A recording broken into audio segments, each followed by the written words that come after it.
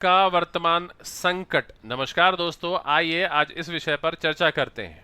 दोस्तों, हमारे पड़ोसी देश नेपाल में इन दिनों जबरदस्त हलचल है। संसद में आग लग गई, प्रधानमंत्री को इस्तीफा देना पड़ा और सड़कों पर लाखों युवा उतर आए। ये सिर्फ एक देश का राजनीतिक संकट नहीं है, बल्कि लोकतंत्र और युवाओं की ताकत की बड़ी कहानी है। आज हम समझेंगे नेपाल में ये सब क्यों हो रहा है और जेन जेड आंदोलन क्या है और भविष्य में इसका असर क्या होगा। सबसे पहले हम नेपाल का एक इतिहास एक नज़र में देखते हैं। नेपाल कई सालों तक राजाओं के हाथ में था। 1990 यानी 1990 में लोगों ने आंदोलन किया और लोकतंत्र आया। 1996 से 2006 तक माओवादी विद्रोह चला। लगभग 13,000 लोग मारे गए। 2008 में नेपाल ने राजशाही खत्म करके गणतंत्र यानी रिपब्लिक बनाया और 2015 यानी 15 में नया संविधान बना। इसमें लोकतंत्र और संघीय ढांचा यानी प्रोविंसेस की व्यवस्था हुई। लेकिन समस्या ये थी कि भ्रष्टाचार, बेरोजगारी और नेताओं की लड़ाई कभी खत्म नहीं हुई।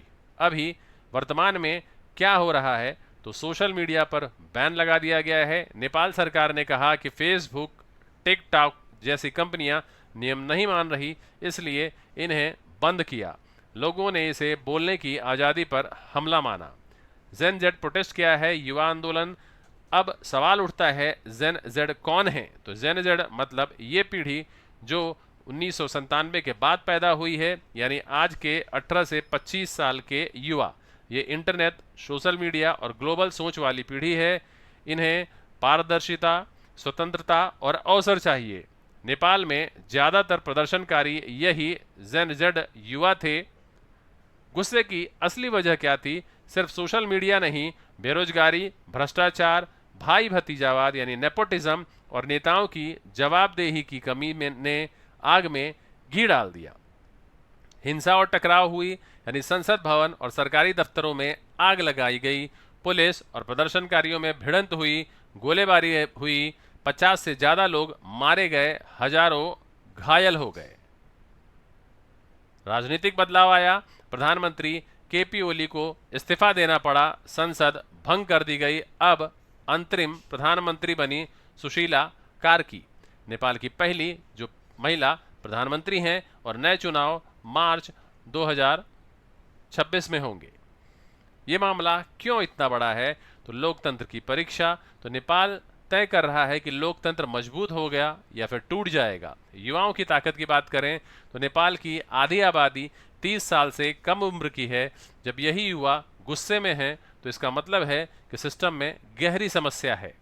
भारत पर इसका क्या असर है? तो नेपाल की सीमा भारत से जुड़ी है। अगर नेपाल अस्थिर हुआ तो भारत पर असर होगा, व्यापार, सुरक्षा और प्रवासी मजदूरों पर। चीन की क्या भूमिका है? तो चीन हमेशा नेपाल में अपनी पकड़ मजबूत करने की कोशिश करता है। अगर नेपाल कमजोर हुआ तो चीन इसका फायदा उठा सकता है। तो आगे का क्या रास्ता है?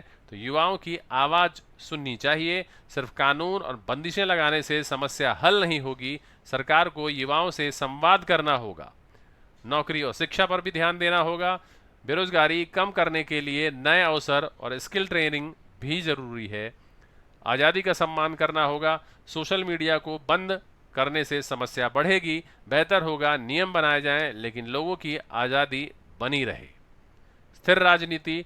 बार बार सरकार बदलने से जनता का भरोसा टूटता है। स्थिर और ईमानदार नेतृत्व जरूरी है। नेपाल की क्या भूमिका है? तो नेपाल भारत और चीन के बीच पुल बन सकता है, लेकिन अगर अस्थिर रहा तो खेल का मैदान बन जाएगा। तो दोस्तों, नेपाल की कहानी हमें एक बड़ा सबक देती है। लोकतंत्र सिर्फ वोट डालने से नहीं चलता, बल्कि युवाओं के सपनों और जनता की आवाज़ से जिंदा रहता है। आज नेपाल के युवा यानी जेन जेड कह रहे हैं, हमें पारदर्शिता चाहिए, हमें ईमानदार नेतृत्व चाहिए और हमें अपना भविष्य सुरक्षित चाहिए। अब सवाल ये है, क्या नेपाल की राजनीति इस आवाज़ को सुनेगी या फिर नेपाल एक और संकट में फंस जाएगा? आपकी राय क्या है? हमें कमेंट करके ज़रूर बताइएगा। नमस्कार, जय हिंद।